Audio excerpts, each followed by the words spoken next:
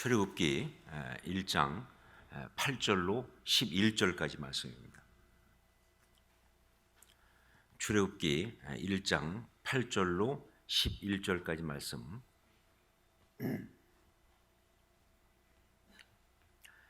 한 절씩 교독하겠습니다. 제가 먼저 8절 말씀을 봉독합니다. 요셉을 알지 못하는 새 왕이 일어나 애굽을 다스리더니 그가 그 백성에게 이르되 이 백성 이스라엘 자손이 우리보다 많고 강하도다.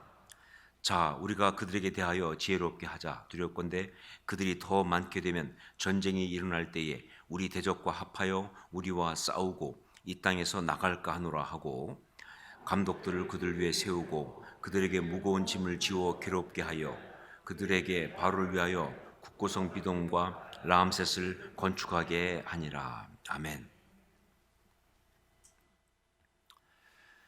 제가 그 한때 이 애굽, 이집트죠. 우리가 보통 성경에서는 애굽이라고 말하는 한자니까, 그런데 일반적으로는 이집트라고 얘기하는 같은 곳이죠. 그 애굽에, 이집트에 거기에 대해 아주 푹 빠진 적이 있었습니다. 왜냐하면 그것은 제가 그 크리스티앙 자크라고 하는 프랑스 소설가입니다. 그 사람이 쓴 그 소설을 읽으면서 너무 그게 재밌어가지고 그래서 거기에 제가 푹 빠졌어요. 람세스라고 하는 소설인데 총 5권으로 되어 있습니다. 저는 읽었다 그러면 한 권짜리는 안 읽습니다. 5권 시리즈로 5권짜리 람세스 2세에 관한 이야기인데 정말 흥미진진하게 잘 썼어요. 그리고 또 빛의 돌이라고 하는 소설인데 이건 또 4권짜리예요. 근데 이것은 그 킹스밸리라고 하는 그 왕의 계곡, 거기에 있는 왕들의 무덤을 건설하는 소위 무덤 건설업자들 사이에 일어나는 굉장한 어떤 그런 또 진짜 스릴과 서스펜스가 있는 그런 이야기입니다. 그거 읽으면서 정말 이 이집트라는 곳에 대해서 너무너무 충격을 많이 받았어요. 뭐 소설 자체가 재미있기도 하지만 그러나 거기에 소개된 것이 그 시대의 어떤 그런 문화, 과학, 또 사회 구조, 뭐 정치 어떤 현상, 이게 그냥 뭐 텔레비전이 없고 무슨 컴퓨터가 없을 뿐이지 현대 어떤 강대국과 견주어도 뒤지지 않을 정도로 대단한 그런 문화를 가진 것이 바로 이집트예요. 소설적 어떤 그런 그 뭐 픽션이 아닙니다. 왜냐하면요, 이 소설가는 바로 이집트학을 전공한 사람입니다. 그래서 그 당시를 거의 고증하듯이 쓴 거예요. 뭐 그럴 수밖에요. 여러분, 이 거대한 피라미드나 뭐 사진으로 봐도 어마어마한데 가보시면요 기가 딱 질립니다. 그래서 오죽하면 우주인설이 나왔겠어요. 우주인이 갖다 쌓았다고 할 정도로 그 거대한 피라미드를 만든 것이나 또 이 왕들의 계곡에 있는 무덤들 보면요, 이건 정말 그 문명, 그 사회가 갖고 있는 힘을 단번에 느낄 수 있는 바로 그것이 바로 이집트입니다. 이 작가인 이 크리스티앙 자크는요 13살 때 이집트 문명사를 읽고 거기에 푹 빠졌어요. 13살 때.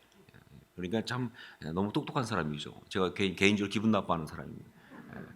괜히 한국 없이 나를 열등하게 만드니까 말이죠. 근데 13살 때 이집트 문명사를 읽고 이 엄청난 이집트 문명에 완전히 매료돼 가지고 그래서 계속 그쪽만 공부해서 나중에 솔본느 대학에서 이집트학으로 박사까지 받은 사람이에요. 자, 그런데 저는 그 소설을 읽으면서 또 다른 각도에서 굉장히 강한 메시지를 받았고 또 흥미를 느꼈는데 그게 이겁니다. 자, 이런 강대국, 이런 강한 문명인데 바로 거기에서 얼마 떨어지지 않은 곳에 있는 그 주변에 늘 있었던 이스라엘은 어떻게 그런 가운데서 자신을 지키고 견뎌냈느냐 하는 거예요. 뭐 거의 흡수될 수밖에 없죠. 거의 그냥 거기 빠질 수밖에 없잖아요.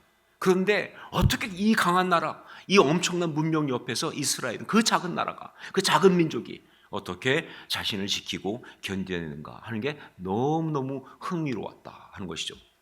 여러분, 이 애굽과 이스라엘은요 여러 가지로 봐도 상대가 안 됩니다. 특히 출애굽이 일어나기 전인 주전 15세기경 그때는요 더 말할 필요가 없어요. 일단 먼저 수적으로 봐서 게임이 안 돼요. 오늘 성경에 보니까 말씀 9절에 이 백성 이스라엘 자손이 우리보다 많고 강하도다라고 바로가 자기 백성들한테 말하는 것이 나오니까 우리 생각에는 이스라엘 백성이 애굽 백성들보다 숫자가 많다는 뜻이다라고 생각할 수 있는데 전혀 아닙니다. 이 말은요, NIV라고 하는 영어 성경에서도 정확히 번역된 것처럼 그냥 다루기가 좀 벅차다 이런 뜻일 뿐이에요. 그러니까 애굽 사람들보다 이스라엘 사람의 숫자가 많다는 게 아니라 애굽 사람 입장에서 다루기가 조금 버거울 정도로 좀 많아졌다 그뿐이지 실제로 숫자는요 애굽 사람한테 게임이 안 됩니다. 수적으로도 너무 작고, 그 다음에 두 번째는 이 문명적, 즉 과학적으로도 그래요. 문명적, 과학적으로도 말씀드린 것처럼 애굽의 문화, 기술 발달에 비하면요 이스라엘은 그냥 한마디로 야만인이에요. 예. 실제 애굽 사람들은 그렇게 생각했어요. 자기들이 문명이고 그다음 남은 야만이에요. 그러니까 그야말로 우리가 잘 아는 말로 오랑캐야. 그래서 딱 그냥 중국하고 옛날 중국하고 그다음에 변방에 있던 나라 그중에 우리 조선 들어가 있지만 그거하고 비교하면 거의 비슷한 정도예요. 그것도 훨씬 더 심하죠. 하여간 굉장한 문명이나 과학으로 된 아예 비교가 안 될 정도 차이가 나는. 그다음에 세 번째는 조직적으로. 애굽은요 체계적 조직을 가진 왕국입니다. 파라오가 있고 바로죠. 그 다음에 이 관리들이 있고 딱 조직이 되어 있는 나라예요. 그런데 이스라엘은요 그냥 노예 집단입니다. 리더가 없어요. 모세가 나올 때까지 아예 리더가 없었으니까요. 조직이라는 건 아예 없는. 그래서 마지막 지들 멋대로 그냥 흘러가는 그런 아주 연약한 집단일 뿐이다 하는 것이죠. 그 다음에 네 번째는 군사적으로. 진짜 애굽은 막강한 군대가 있습니다. 하지만 이스라엘은 아예 없어요. 군대가. 이스라엘은요 군대가 아예 없어요. 전쟁을 해본 일이 없어요. 군대도 없으니까. 그러니까 결국은 이 애굽하고 그 다음에 이 이스라엘은요 정말 비교가 안 되고 게임이 안 되는 거예요. 그래서 만약에 이 애굽이 이스라엘을 갖다가 이제 공격하고 핍박해서 없애겠다라고 한다면요 이건 막을 수가 없어요. 그냥 이스라엘은 그냥 애굽한테 당할 수밖에 없는 거예요. 이스라엘은 그냥 없어질 수밖에 없는 거예요. 결국은 이스라엘이 살 수 있는 방법은 뭐냐? 애굽이 봐줘야 돼요. 봐주지 않는 한 이스라엘은 견딜 수가 없는 그런 상황이에요. 자, 그런데 문제가 뭐냐? 애굽이 이스라엘을 봐주지 않는다는 것이죠. 애굽이 이스라엘을 그냥 놔둘 수가 없다는 겁니다. 이유가 뭐냐? 왜 놔둘 수가 없느냐? 그게 바로 8절 말씀에 나오고 있어요. 우리 8절 말씀 한번 같이 읽도록 하겠습니다. 함께 읽습니다. 요셉을 알지 못하는 새 왕이 일어나 애굽을 다스리더니. 자, 요셉을 알지 못하는 새 왕이 일어나. 이 한 구절 속에 엄청난 역사의 격변이 담겨 있습니다. 자, 여러분 혹시 생각해봤는지 모르겠지만 이런 이스라엘 백성이 처음 애굽에 들어갈 때는 어떻게 들어갔습니까? 우리가 성경을 보면 알잖아요. 창세기 나오는 거예요. 이스라엘 백성이 처음에 애굽에 어떻게 들어가게 됐나요? 예, 야곱 집안이잖아요. 그렇죠? 야곱의 집안입니다. 야곱의 집안이 가게 된 거는 누구 때문에? 요셉 때문에. 정확히 보면 요셉이 애굽에서 총리가 돼서 출세해서 그래서 이 총리의 가족으로 그렇게 애굽으로 75명이 이주한 거예요. 자, 그래서 총리의 가족으로 가서 나라에서 땅도 줬어요. 고센이라는 곳에 땅도 줬어요. 그래서 그 땅에서 정말 굉장히 정착해서 지난 시간에 우리 봤던 것처럼 아주 좋은 조건에서 굉장히 혜택 들어가면서 잘 살았다고요. 그게 창세기예요. 그런데 책 하나 딱 넘어가더니 출애굽기 딱 들어더니 갑자기 이스라엘이 뭐가 됐어요? 노예가 됐어요. 이거 어떻게 된 거냐 하는 거죠. 분명히 애굽에 들어갈 때 창세기 마지막에는 총리의 가족으로 굉장히 좋은 조건에 아주 누릴 거 누려가면서 간 것이 분명한데 어떻게 출애굽기 딱 들어와서 앞에 몇 절 딱 지나더니 바로 나타난 걸 보니까 노예가 됐느냐 그 말이에요. 그렇죠? 자, 이스라엘이 노예가 돼 있는 것 이것 도대체 어떻게 된 것이냐? 어떻게 총리 가족이 갑자기 노예가 되었느냐 하는 거예요. 무슨 일이 있었기에 이렇게 된 것인가 하는 것이죠. 자, 이게 이해가 안 되는 거예요. 이게 너무 이해가 안 되는 거예요. 그래서 여러 가지 설명들이 이제 막 나오기 시작합니다. 이 학자들이나 이런 사람 중에서 이제 이런 거 설명하는 걸 또 사명으로 생각하는 사람이 있으니까. 그래서 이게 이해가 안 된다. 그래서 막 설명하는데 그 중에 제일 유력한 게 뭐냐? 아주 비판적인 어떤 그런 관점에서 이 그 설명하는 사람 중에서 제일 유명한 게 뭐냐면 사실은 요셉이 애굽의 총리가 된 것이 아니었다라는 설명이 학설이에요. 예, 그러니까 사실은 요셉이 애굽의 총리가 된 게 아니었다. 그냥 애굽 변방의 그냥 이장쯤 한 건데, 그러니까 총리까지는 아닌 거예요. 애굽 전국의 총리가 아니라 애굽 저 변방 시골 촌장쯤 했는데, 그런데 이야기를 막 부풀려 가지고 총리라고 그렇게 과장한 것이다라고 보는 그런 이론들이 생긴 거예요. 그런데 이렇게 설명하는 사람들의 이야기가 굉장히 힘을 얻을 수밖에 없는 것은 두 가지 이유 때문에 그래요. 그럼 이거 맞아라고 할 수밖에 없는 게 두 가지 이유 때문에 그래요. 하나가 뭐냐? 이 애굽 사람들, 그 사람들이요, 이 히브리인, 그죠? 이스라엘은 히브리인이잖아요. 즉 이스라엘과 같은 이 유목민들을 히브리인이라고 부르는데, 이 애굽 사람들이 히브리인, 즉 이스라엘 같은 유목민 출신의 사람을 자기들의 총리로 세울 리는 절대로 없다는 거예요. 왜냐하면요, 애굽 사람들은 이 유목민들, 특히 이 히브리들을 인간으로 안 본다는 거예요. 인간으로 안 봐요. 그건 사람 축에도 못 들어가는 거예요. 여러분, 히브리라고 하는 말, 우리가 굉장히 좋은 말을 하지만 사실은 굉장히 좀 낮은 계층을 말하는 거거든요. 근데 이 히브리란 말이 도대체 어디서 나왔나, 그 어원을 추적하는 가운데 이제 그 두 가지 갈래가 있어요. 하나는 이제 바벨론 쪽에서 온 그 하피루라고 하는 말에서 온다는 설이 있고, 또 하나는 바로 애굽의 말 입부루에서 왔다 이렇게 돼 있어요. 입부루. 자, 그런데 입부루라는 말, 애굽의 입부루라는 말에서 왔다고 보는데, 이 입부루라는 것, 이게 무슨 뜻이냐? 바로 이게 뭘 말하냐면 야만인을 말하는 거예요. 채석장 노예. 그러니까 여러분 피라미드 막 세우는 거 처음 사람이 전환하잖아요. 그거 하나의 애들 말이죠. 채석장 노예, 그리고 유목민, 이런 것들. 그래서 여러분 창세기에 나오지만 애굽 사람은 목축을 가증 여긴다 그러잖아요, 그렇죠? 그러니까 그거는 우리가 하는, 그거는 그냥 저 입부루들이 하는 거야. 하는 그 유목민들, 이런 것들을 말하는 것이 바로 입부루예요. 한마디로 말해서 인간으로 보지 않는다 그 말입니다.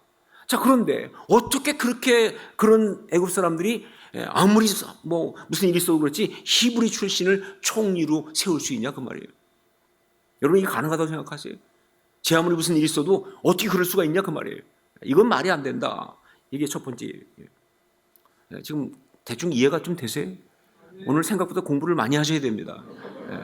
조금 이 학적 수준을 높여야 되니까 좀 발동시키셔야 돼요. 그 다음에 또 한 가지 이유가 뭐냐면, 애굽 역사를 아무리 봐도 요셉이라는 기록이 전혀 나오지 않는다는 거예요. 애굽은요, 이 기록하는 나라입니다. 여러분 아시지만 뭐 피라미드고 뭐 무덤이고 무슨 관이고 뭐 할 거 없이 뭐예요. 틈만 나면 뭐예요. 상형 문자로 막 뭐 새 그리고 뭐 짐승 그리고 하는 거 있잖아요. 그래서 글자를 쫙 해서 역사를 기록하는 것이 바로 애굽 사람들의 어떤 그런 그 굉장히 좋아하고 또 굉장히 강조하는 것들이에요. 자, 그런데 그렇게 많은 역사 기록이 있는데 어디를 봐도 요셉은 나오질 않는다는 거예요. 단 한마디도 역사 기록에는. 물론 뭐 이런 민간 설화에 뭐 어떤 수로를 요셉의 수로 이렇게 하는 건 나와요. 그렇지만 역사 기록에는 안 나오는 거예요. 아니 분명 총리쯤 했고 그 정도의 엄청난 어떤 역사적 사건을 처리했다고 한다면요 반드시 기록이 남아야 되는데 이게 하나도 없다는 게 결국은 뭐예요? 요셉은 총리가 아니라 뭐예요? 촌장이었다 이렇게 되는 거죠. 그러니까 총리까지 아니었다 이렇게 보는 거예요. 그래서 요셉이 총리인 이야기는 꾸며낸 이야기다 혹은 과장된 이야기다라고 보는 거예요. 그러니까 이렇게 보는 거죠. 이스라엘 백성들이 어떻게 하다가 애굽에 들어갔는지 모르지만 하여간 이게 쭉 들어갔다가 거기서 이제 숫자가 많아지면서 노예가 된 거예요. 하층민으로. 그러면서 이제 막 거기 자기들 이야기를 만들어내서 이제 우리 조상님 중에 요셉이란 분이 애굽 총리가 되고 뭐 이런 식으로 했다고 그런 식으로 이제 말을 만들어서 그래서 이제 꾸며낸 거죠. 자, 그럼 문제가 심각해지죠. 그럼 성경이 뭐예요? 거짓말하고 있냐 그 말이에요. 그리고 성경이 가짜냐? 성경의 기록이 꾸며낸 이야기를 소개하고 있는 것이냐? 그런데 여러분 놀라지 마세요. 성경이 꾸며낸 이야기가 아니고 가짜가 아니고 정확하다는 것을 너무나 잘 보여준 기록이 성경에 나옵니다. 그게 바로 8절 말씀. 성경의 기록이 전혀 그냥 허황된 꾸며낸 이야기가 아니라 정확한 사실이라는 것을 입증해 주는 말씀이 바로 8절 말씀이에요. 그게 바로 뭐예요? 요셉을 알지 못하는 새 왕이 일어나라는 겁니다. 요셉을 알지 못하는 새 왕이 일어나. 자, 지금부터 제가 말씀드리는 것은요, 애굽의 역사 속에 있었던 힉소스 이야기입니다. 힉소스 이야기. 이 힉소스라고 하는 그 단어를 여러분이 주목하셔야 돼요. 힉소스 이야기예요. 굉장히 흥미진진하고 재밌어요. 자, 이 애굽의 역사를 보면서 굉장히 한 가지 의문점이 있었던, 역사학자들이 도대체 이해할 수 없다고 생각하는 게 뭐냐면요, 소위 애굽에 암흑기가 있어요. 역사의 암흑기. 그러니까 고대 왕국이라고 하는 그런 왕국이 쫙 지나가면서 쫙 역사 기록을 해오다가, 그러다가 갑자기 한 200년 정도는 아예 기록이 없어요. 그래서 암흑기가 시작돼요. 그게 그 주전 뭐 연도는 정확하지 않지만 1730년 정도부터 기록이 없어요. 그 기록이 쫙 없어 있다가 끊어졌다가 18대 왕조가 딱 일어나면서, 그러면서 이제 기록이 다시 시작돼요. 한 200년 정도가 기록이 없는 거예요. 이게 어떻게 된 거냐. 그래서 역사학자조차도 설명을 못하는 거예요. 왜 기록이 없을까? 그때 이야기는 왜 없느냐 그 말이에요. 그 말 상형모자 해석해보면 다 나오는 역사 얘기인데 그때 기록이 없으니까. 자, 그런데 어떤 일이 일어났냐면요, 그 이집트 애굽의 주전 4세기경에 있었던 사람, 그러니까 BC 4세기경에 있었던 성직자이면서 역사학자인 이 마네또라고 하는 사람이 있었어요. 마네또. 이 마네또라는 사람이 역사를 기록한 글이 발견됐어요. 이제 옛날 길이니까 뭐 우리나라 상금유사 같이 뭐 이렇게 발견된 거예요. 발견됐는데 거기에 마네또가 뭘 쓰고 있냐면 힉소스라고 하는 내용을 쓰고 있는데, 그 힉소스가 뭐냐? 바로 외국의 통치자들 혹은 목동의 왕들이란 뜻입니다. 힉소스가 있다라고 하는 것을 이야기하면서 바로 그때부터 역사 속에 힉소스가 있다는 것이 이제 드러나기 시작합니다. 그런데 이게 바로 그동안 있는 이 암흑기를 다 설명해 줘요. 무슨 얘기냐 이런 겁니다. 어느 날 애굽에 갑자기 유목민인 힉소스가 쳐들어온 거예요. 이 힉소스는 목동의 왕들이잖아요. 외국의 통치자들이잖아요. 그러니까 유목민들이에요. 이 사람들은 외국에서 온 사람들. 이 사람들이 갑자기 쳐들어온 거예요. 쳐들어와 가지고 단번에 애굽을 점령해 버렸어요. 그러면서 그들이 애굽의 왕이 된 거예요. 그래서 외국의 통치자들이에요. 그래서 목동의 왕들이에요.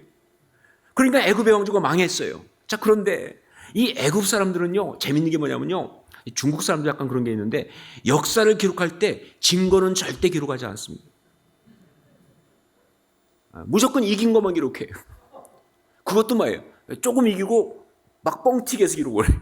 그러니까 진 건 절대 기록하지 않고 이긴 것만 기록하는 거예요. 그러다 보니까 이 힉소스 역사는 기록을 안 하는 거예요. 왜? 자기들은 치욕의 역사예요. 외국에서 온 통치자들이, 즉 유목민의 왕들이 와가지고 자기를 지배한 거니까 아예 그냥 기록을 안 하는 거예요. 바로 그래서 기록이 없는 거예요. 그 시대가 기록이 없는 거예요. 그때가 힉소스 시대거든요. 그런데 이 마네또라고 하는 사람이 나름 사명감을 가지고 그걸 갖다가 이렇게 기록해 놓은 것을 나중에 역사서들이 찾아낸 거예요. 자, 여기서 성경이 탁 풀리기 시작한 거예요. 왜? 요셉이 이제 바로에 의해서 총리가 됐을 때가 언제라고요? 언제일 것 같아요? 이쯤 다 얘기해서 나머지 여러분이 하셔야 되는 거 아니에요? 요셉이 애굽의 바로에 의해서 총리가 된 게 언제라고요? 힉소스 시대라는 거예요. 그러니까 요셉을 갖다가 이 총리로 세운 왕은 바로 그냥 애굽 바로가 아니라 뭐예요? 힉소스 그 출신의 바로라는 거예요. 이걸 잘 보여주는 성경의 기록이 또 있어요. 이게 창세기 41장 43절입니다. 거기 보니까 자기에게 있는 버금수레에 그를 태우매 무리가 그의 앞에서 소리 지르기를 엎드리라 하더라. 바로가 그에게 애굽 전국을 총리로 다스리게 하였더라. 요셉이 총리로 올라갈 때 이야기입니다. 그런데 여기서 주목할 단어가 뭐냐? 바로 버금수레에 그를 태우매, 요겁니다. 버금수레. 여러분, 이 버금수레가 뭐냐? 이것은요, 어떤 사람 기록에 버금나무로 만든 수레라는데 그런 나무는 없어요. 영어 그대로 뭐예요? 이건 second chariot이에요. 그러니까 으뜸수레가 누구 거예요? 바로 겁니다. 그러니까 이 first chariot은 바로가 타고, 그 다음에 바로 그 뒤에 뭐예요? 바로를 따라서 오는 두 번째 위치, 이 세컨 체리엇이 바로 버금수레예요. 거기에 뭐예요? 요셉을 태우고 총리니까. 근데 바로의 바로 밑에 있는 직분이라는 것이죠. 자, 그런데 이게 왜 중요하냐면요. 바로 이게 체리엇, 전차잖아요. 무슨 얘기예요? 말에다가 마차를 달아가지고 그 말이 쫙 배너 볼 때 보셨죠? 그렇죠? 막 마차경 그거 말하는 그거. 이 영화를 좀 봐야 이게 설교가 되는데 하여간 그걸 말하는 거예요. 그럼 나중에 그 홍해 때 바로의 병거가 다 물에 들어갔잖아요. 그렇죠? 바로 그거 말하는 겁니다. 그런 이 말에다가 전차를 매달고 하는 게 바로 이 체리엇인데 그걸 말하는 거예요. 근데 이게 왜 중요하냐면요. 바로 그 이전, 즉 고대 왕국의 애굽에는 말이 없었어요. 애굽 사람들은요, 말을 길기로 타지 않았어요. 유목민이 아니에요. 그래서 다 걸어 다녔어요. 말을 길들인 적이 없어요. 그러니까 말에다가 무슨 전차를 매달고 이거 해본 적이 없어요. 그냥 발로 뛰어다니면서 싸운 사람들이에요. 그런데 바로 처음으로 애굽에 말을 타고 쳐들어온 게 누구냐? 힉소스예요. 유목민이잖아요. 이 사람들은 말을 길들여 가지고 이 중앙아시아 초원을 날리다가 그 다음에 지중해를 비아마리스 해변길을 통과해 가지고 애굽으로 쳐들어간 거예요. 그러니까 그 상대가 안 되는 거예요. 생각해 보세요. 상대는 말을 타고 쳐들어오는데 여기서는 그냥 발 두 발로 뛰어다니니 이게 전쟁이 되겠어요, 그렇죠? 그래서 그냥 순식간에 점령당한 거예요. 결국 무슨 얘기냐? 그 왕이 바로가 버금수레 요셉을 태웠다는 게 뭐냐? 그 왕은 바로 수레를 이용해서 어떤 전쟁을 하던 바로 힉소스 왕이었다는 걸 나타내는 기가 막힌 단어예요. 여러분 성경은요 완전 과학이고 사실입니다. 절대 표현 자체가 조금 사가 즉 만담처럼 보일 때가 있어 그렇지 아니요 절대 그냥 꾸며낸 이야기 이런 거 아니에요. 진짜 사실이에요. 자 그래서 이 힉소스 왕조가 자기네가 이제 원래 유목민 출신이니까 뭐예요? 요셉이 또 뭐예요? 유목민이잖아요. 셈족 이 애굽 사람은 함족 후손이고 셈족이니까 그러니까 이제 요셉을 갖다가 총리로 세울 수가 있었다는 것이죠. 성경이 정확한 사실을 말하는 거예요. 자 그런데 이 힉소스 왕조가 한 200년 정도 지속됐습니다. 그래서 보통 역사학자들은 15대, 16대, 17대 왕조가 힉소스라고 보는 그런 경향이 있어요. 그러다가 주전 1580년경 그때 소위 하마들의 포효라고 하는 것 때문에 이 남쪽 테베스에 있는 이집트인들에 의해서 무너지고 쫓겨납니다. 이게 무슨 소리냐? 하마들의 포효가 뭐냐? 이런 겁니다. 힉소스 왕조의 파라오가 자기들이 있는 지역은 델타 지역이에요. 고센 거기서 멀지 않은 델타 거기 이제 그 삼각주인 쪽에 있으면서 거기서 600km나 떨어진 테베스에 있는 그런 하마들이 밤마다 우는 바람에 시끄러워 잠을 잘 수 없다고 테베를 침공해요. 말 됩니까 여러분? 아마 하마가 세게 울어도 600km 전에 밖에서 우는데 그 하마 우는 소리에 잠이 안 온다고 침공하는 게 말이 되냐고요. 그런데 그건 무슨 뜻이냐 이런 얘기입니다. 테베 지역은요 이집트 사람들의 어떤 토 세력들이 있는 곳이에요. 그리고 이 힉소스는 이쪽에서 쳐들어온 사람들인데 아직 거기에 점령이 안 된 거예요. 그래서 거기서 반란이 일어날 것 같으니까 뭐예요? 부시를 만든 거예요. 그래서 하마들 때문에 내가 잠을 잘 수 없다. 이건 니들 때문에 내가 잠이 안 온다 그 말이죠. 그래가지고 치러 간 거예요. 갔다가 그만 거기서 패배합니다. 그때 패배당하면서 그때부터 힉소스가 밀리기 시작한 거예요. 그래가지고 쫓겨나게 돼요. 그래서 힉소스 왕조에 다 쫓겨나고 그리고 다시 애굽 사람들에 의해서 왕조가 들어선 것이 바로 18대 왕조예요. 요셉을 알지 못하는 새 왕이 일어나서가 그 왕입니다. 그 사람들이 18대 왕조를 말하는 거예요. 자, 그런데 이게 이제 이 출애굽기 1장 8절 말인데 여기서 이제 문제가 된 거죠. 이 역사의 격변이 일어나는 순간 일어난 것 때문에 순식간에 뭐예요?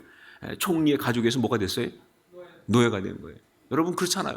생각해 보세요. 이거는 일제 시대 일본한테 아부하다가 일본이 떠난 다음에 처지가 정말 비참해진 사람보다 훨씬 심한 거예요. 그건 그래도 뭐예요? 우리 같은 민족이라도 하죠, 그렇죠? 이거 완전히 다른 민족이잖아요, 그렇죠? 그러니까 지배 계급에 붙어가지고 쫙 같이 하다가 그 지배 계급에 힉소스가 쫓겨나고 나니까 이 남은 이 이스라엘 백성들은요, 이 사람들은 완전히 뭐예요? 끈 떨어진 뭐가 된 거예요. 그 이상의 비참한 거예요. 그래서 갑자기 뭐가 됐어요? 노예가 된 거예요. 원래 이 애굽인들은 유목민 무시했으니까 뭐 이것들은 뭐 진짜 막 그때부터 뭐 말도 못하죠, 그렇죠? 자, 그런데 이 애굽 당국, 즉 18대 왕조, 그때부터 19대까지 가는 거죠. 이 애굽 왕조가 이스라엘 백성을 정말 괘씸하게 여겼죠. 그럼 굉장히 막 그냥 봐주지 않고 그 박해하고 그랬는데, 그러나 절대로 완전히 없애지 않습니다. 왜냐하면요, 꼭 왜 없어요? 노동력인데. 그러니까 노예로 부려먹는 것이지 없애는 게 목적이 아니에요. 자, 이게 중요한 포인트예요. 그러니까 애굽의 어떤 그런 목적은요, 원하는 것은 이스라엘을 없애버리는 것, 공격해서 말살시키는 것, 이것이 아니라 뭐예요? 통제하는 거였습니다. 통제하는 것. 여러분, 이게 바로 세상이 우리를 향해서 공격할 때 원하는 바로 그 포인트예요. 세상은요, 우리를 죽이기 원하지 않아요. 통제하기 원하죠. 죄는 우리를 죽이기 원하지 않습니다. 통제하기 원하죠. 일종의 사육시키겠다는 거예요. 자기들이 원하는 대로 자기들 속에 이렇게. 여러분, 현대에도 그런 게 있는데 그 중에 하나가 이 중국 공산당입니다.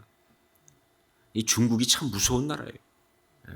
제가 이렇게 말씀드린 것은요, 저희 형이 중국에 25년 동안 선교사로 있었잖아요. 정말 중국을 얼마나 사랑했고 얼마나 중국을 위해서 애썼는지, 뭐 처음에 중국 갈 때는요, 중국에 완전히 막 꽂혀가지고요, 그때는 진짜 점심도 중국집에서 가서 먹었어요. 그 민족을 사랑해서. 그래서 진짜 다 버리고 진짜 그야말로 전세 보증금 쪼고 있는 거 뽑아가지고 그 4살 5살 된 애들 데리고 중국 간 거예요. 제가 그 처음 갔던 천진에 가봐봤는데 이건 진짜 끔찍하더라고요. 가보니까 그때. 그러니까 지금부터 한 30년 전 가까이니까요. 20몇 년. 근데 중국에서요, 참 선교사를요 아주 굉장히 교묘하게 컨트롤합니다. 무조건 추방하는 게 아니에요. 항상 체크하고, 그리고 비자도 안 줘. 그래서 뭐 거의 25년 동안 3개월마다 나갔다 왔어요. 그러다가 25년 된 어느 날 자기들이 볼 때 조금 문제가 있다고 생각되니까 갑자기 비자를 딱 안 주니까 거기 있는 짐도 정리 못하고 그냥 쫓겨난 거예요. 아, 무서운 나라입니다. 중국이 그래요. 중국은요, 중국은 통제합니다. 그래서 딱 뒀다가 자기들이 딱 다루기가 힘들면 쫓아내버려요. 아니면 딱 놔두고. 그래서 이런 팔운공 같은 것도 그래서 일어난 거 아니에요. 팔운공이 커지니까 친 거 아니에요. 그렇게 기독교인도 딱 그렇게 통제하고 있어요. 선교사도 다 통제하고 있어요. 굉장히 무서운 거예요. 그게 바로 어떤 세상 권력의 가장 아주 교활한 속성이죠, 그렇죠? 자, 이 통제한다는 게 뭐냐? 그 핵심은 바로 지배하는 것입니다. 근데 여러분 아셔야 될 것이 뭐냐? 지배당하는 자는요, 결코 행복할 수 없어요. 그건 절대 제대로 사는 것이 아닙니다. 아무리 뭐 잘 먹고 아무리 뭐 편안하게 사는 것 같아도요, 지배당한 밑에서 하고 있다면 그건 사는 게 아니라 뭐예요? 그냥 사육당하는 거예요. 지배당하는 자는 절대 행복할 수 없어요. 그렇기 때문에 여러분, 지배당하는 사람은 반드시 거기서 벗어나야 제대로 살 수 있어요. 자, 그런데 여러분, 이스라엘이 애굽의 지배 가운데서 벗어날 가능성이 있느냐? 전혀 없습니다. 요즘 아이들이 쓰는 말도 1도 없어요. 네, 애굽의 통제에서, 지배에서 이스라엘이 벗어날 수 가능성 하나도 없어요. 말씀드린 것처럼 객관적으로 보면요, 그들은 절대로 그 압제에서 벗어날 수 있는 어떤 가능성이 없어요. 뭐 힘이 있습니까? 무슨 지식이 있습니까? 뭐 조직이 있습니까? 아무것도 없어요. 문화가 좀 셉니까? 뭐 손길 이겨낼 수 없는 그런 거. 그냥 그 지배하에서 그냥 시킨 대로 그냥 일하면서 그냥 그렇게 살아가다 죽어갈 수밖에 없는 그런 상태예요. 이스라엘은 절대로 애굽을 벗어날 수가 없는, 애굽의 지배에서 벗어날 수 없는 그런 상태인데, 죽이면 죽는 거고요, 그냥 숫자 솎아내면 솎아지는 거고, 또 그냥 이익시키면 하는 거고, 뭐 이럴 수밖에 없는 상황인데, 그런데 딱 한 가지의 예외가 있었어요. 이스라엘은 절대로 애굽을 벗어날 수 없는데 단 한 가지의 예외를 제외하고는 방법이 없죠. 근데 그 한 가지가 뭐냐? 그게 바로 그들이 하나님의 백성이라는 것. 예. 그래서 하나님이 그들 편이라는 것. 그들이 하나님의 백성이라는 것. 그래서 하나님이 그들 편이시라는 것. 물론 그건 자기들이 노력해서 얻은 거 아니죠. 하나님의 일방적 은혜 가운데 아브라함의 언약으로 택함받은 것이지만 그들이 하나님의 백성이라는 것. 그래서 하나님이 그들 편이시라는 것이 이게 변수예요. 그런데 이 변수 하나가요, 모든 걸 다 바꿔요. 왜냐면요, 하나님이 그들 편이라는 것은 무슨 뜻이냐? 바로 그들 뒤에 하나님이 계시다는 뜻이에요. 예, 여러분, 이런 걸 전문용어로 백 그러는 거 아닙니까? 그죠? 예, 그들 뒤에 하나님이 계시는 거예요. 하나님 백이 있는 사람이에요. 그냥 하나님 편이라는 거 아니라 하나님이 그들 뒤에서 뭐예요? 역사하신다는 거예요. 예, 그들을 지켜주시고 인도하신다는 거예요. 여러분, 이거는 세상과 우리 신앙인과의 관계에도 동일합니다. 여러분, 세상이 가지고 있는 모든 걸 동원해서 우리를 통제할 때 우리가 세상의 손아귀에서 벗어날 방법이 없어요. 말로만 세상 버리고 십자가를 지고 말로만 무슨 세상을 다 버렸다, 세상 이겼다, 여러분, 세상 이길 사람 아무도 없습니다. 세상 거슬러 올라갈 수 있는 사람 아무도 없어요. 다 그냥 그 시류를 따라서 세상이 원하는 대로 살아갈 수밖에 없는 게 인간이고요. 그렇게 살다 죽을 수밖에 없는 거예요. 예, 욕심, 세상 욕심 그냥 가질 수밖에 없어요. 말로 나 욕심 버렸다는 사람 가장 욕심이 많은 사람이죠, 그렇죠? 어떻게 보면 욕심을 갖다가 세상 속에 있는데, 그렇죠? 예. 이기심, 자기 자랑, 어떻게 되는지 가치관, 난 별로 안 좋아합니다. 미친 소리 하지 말라고 그러세요. 어떻게 돈을 안 좋아할 수가 있어요, 사람이? 이건 세상 속에 있으면 못 벗어나요, 여러분. 이 공기를 호흡하고 있는데, 이 상황 속에 있는데 어떻게 벗어납니까? 결국은 뭐예요? 그냥 세상 속에 있을 수밖에 없어요. 그리고 세상 가운데 있으면서 세상이 시킨 대로 가는 거예요. 세상이 달콤한 거 좀 먹으면 쫓아가고, 어려운 거 주고 때리면 그냥 고통스러워하고, 그러다 죽는 거예요. 여러분, 무슨 뾰족한 수 있습니까? 무슨 방법이 있나요? 그렇죠? 세상에 그냥 뭐예요? 지배당할 수밖에 없는 것이죠. 그러나 이게 모든 사람이지만 신앙인에게는 하나의 변수가 있다는 것이죠. 바로 그건 뭐예요? 하나님이 우리 편이시다는 겁니다. 신앙인에게는 하나님이 우리 편이시다. 그러므로 하나님이 우리 뒤에 계시다는 것 때문에 우리는 세상과 싸워 이길 수가 있는 거예요. 여러분, 이게 바로 신앙인의 어떤 모습이 되는 것이죠. 여러분, 이스라엘 백성이 애굽 사람에게 비할 때 절대 그들을 이길 수 없는 연약한 사람들이었지만 애굽 사람들이 언제든지 죽이고 싶으면 죽이고 살리고 싶으면 살리고 하는 그런 마음대로 할 수 있는 노예였지만 시킨 대로 일할 수밖에 없고 어렵게 그냥 더 힘들게 하면 더 힘들게 할 수밖에 없고 그런 상태였지만 그러나 그들이 그 당시에 애굽에 있었던 수없이 많은 그 입부로들, 즉 노예들 가운데 다른 것이 있었다고 한다면 그들은 뭐예요? 하나님 백성이었다는 사실. 그래서 하나님이 그들 편이셨고 그들 뒤에 하나님께서 계시고 역사하시고 지켜주신다는 이 사실이 달랐다는 거예요. 그래서 출애굽기가 시작하는 거예요. 여러분, 요괴벳의 노래는 바로 여기서 시작됩니다. 요괴벳의 노래는요, 하나님이 우리 편이시라는 것, 그래서 우리 뒤에는 하나님이 계시다는 것을 믿음으로 고백하는 노래가 바로 요괴벳의 노래예요.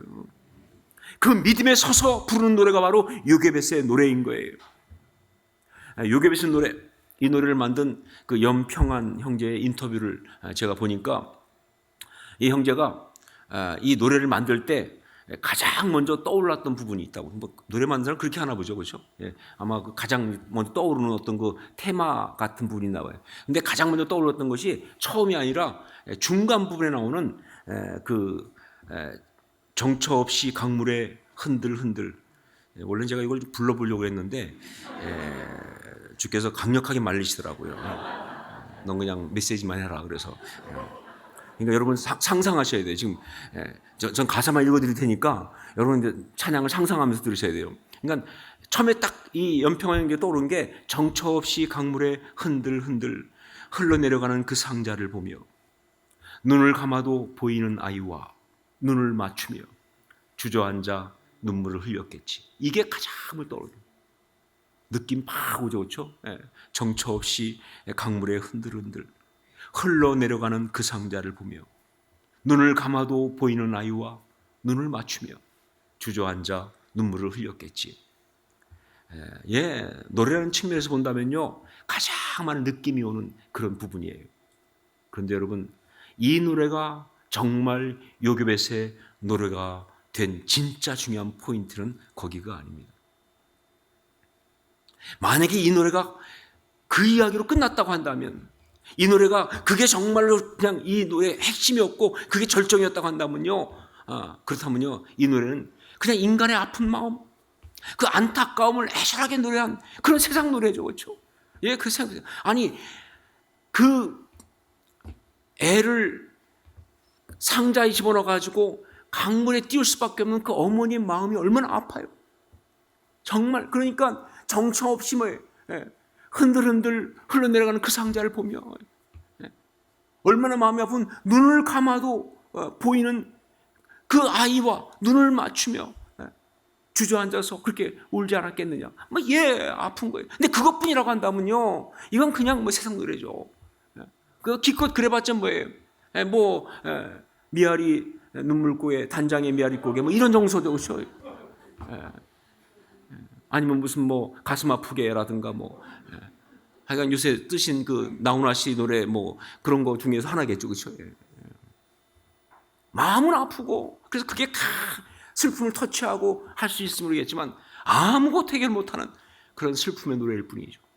근데 여러분, 이게 요괴벳의 노래가 된 진짜 중요한 것은 바로 그 슬픔과 절망의 정서에서 끝이 나는 것이 아니라 그렇게만 한 다음에, 그래서 정말로 그냥 주저앉아 눈물을 흘렸겠지라고 말하고 끝난 것이 아니라 거기서 갑자기 확 뒤집어지면서 이런 고백이 나옵니다. 너의 삶의 참 주인, 너의 참 부모이신 하나님 그 손에 너의 삶을 맡긴다. 너의 삶의 참 주인, 너를 이끄시는 주 하나님 그 손에 너의 삶을 드린다. 여기로 가기 때문에, 그래서 이게 요괴벳의 노래인 거예요. 여러분, 바로 그겁니다. 요괴벳의 노래는요, 바로 그 고백. 너의 삶의 참 주인은 하나님이시다. 너의 진짜 부모는 내가 아니라 하나님이시다. 그러니까 하나님이 너를 이끌어 주실 것이다. 나는 바로 그 하나님의 손에 너를 맡긴다. 라는 고백을 할 수 있어서, 그래서 요괴벳의 노래라고 하는 거예요. 여러분, 그렇습니다.